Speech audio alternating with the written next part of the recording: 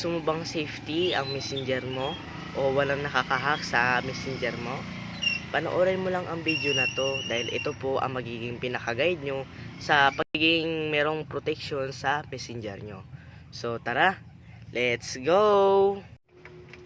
Ang una po natin gagawin ay pumunta sa menu. Pagka napindot na po natin ang menu, punta po tayo sa settings.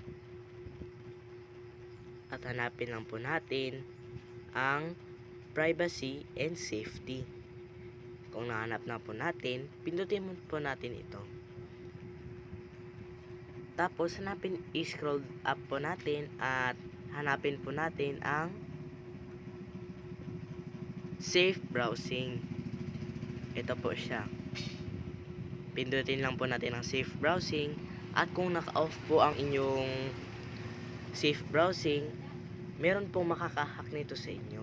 So kailangan po nasa standard browsing protection or nasa advanced browsing protection para hindi tayo ma-hack dito sa Messenger. So salamat po. Thank you for watching. Bye.